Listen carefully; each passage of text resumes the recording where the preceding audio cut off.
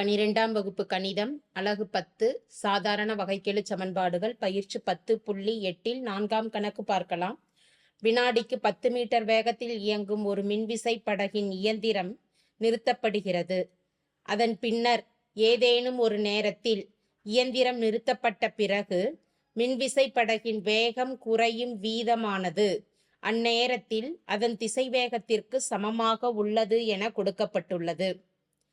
இயந்திரம் நிறுத்தப்பட்ட 2 வினாடிகளுக்கு பிறகு விசைப்படகின் திசைவேகம் காண்க என கேட்கப்பட்டுள்ளது.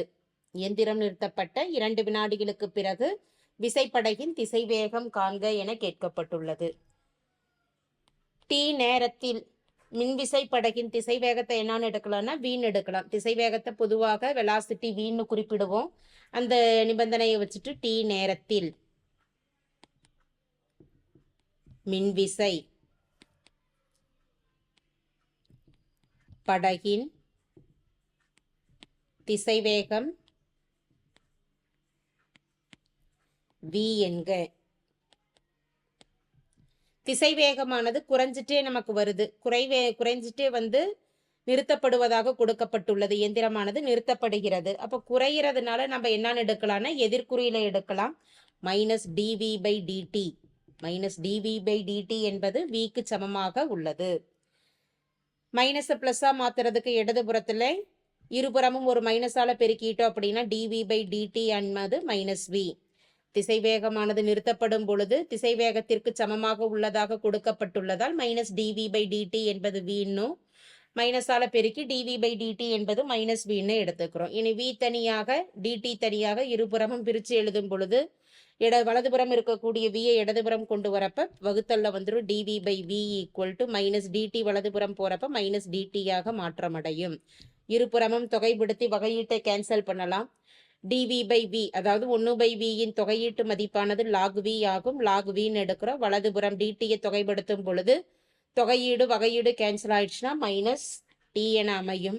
இடதுபுறம் log v-ன்னு எழுதியிருக்கிறனால மாறிலி c-க்கு பதிலாக log c-யை கூட்டிக்கிறோம். லாக் உறுப்புகள்லாம் இடதுபுறம் வைக்கிறப்ப பிளஸ் log c இடதுபுறம் வரப்ப -log c என அமையும். சமம் -t. மடக்கையின் வகுத்தல் விதியை பயன்படுத்தி log v - log c என்பதை log of v/c-ன்னு எழுதலாம். சமம் -t.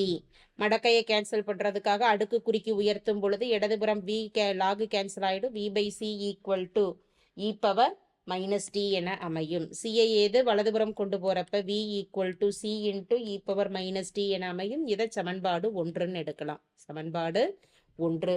இனி கொடுக்கப்பட்டிருக்கக்கூடிய நிபந்தனை ஆரம்பத்தில் 10 மீட்டர் வேகத்தில் இயங்கும் மின்விசை படகு என கொடுக்கப்பட்டுள்ளது.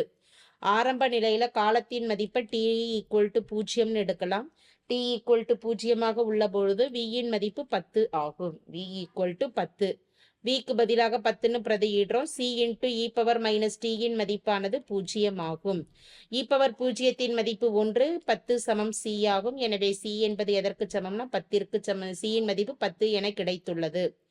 10 என சமன்பாடு 1ல் பிரதியிடும் பொழுது v = c-யின் மதிப்பு 10, e⁻−t என்பது திசைவேகத்தின் மதிப்பாக சமன்பாடாக கிடைக்கிறது. இறுதியாக கணக்கிட வேண்டியது இயந்திரம் நிறுத்தப்பட்ட 2 வினாடிகளுக்கு பிறகு விசைப்படகின் திசைவேகம். அப்ப t-யின் மதிப்பு 2 என பிரதியிட்டு திசைவேகம் கணக்கிடலாம். t = 2 எனும் பொழுது v-யின் மதிப்பானது 10 e⁻−2. அடுக்குல மைனஸ்ல இருக்கிறத வேணா பகுதிக்கு கொண்டு வரப்ப v என்பது எவ்வாறு அமையும்னா 10/e² என்பது தேவையான திசைவேக மதிப்பாகும்.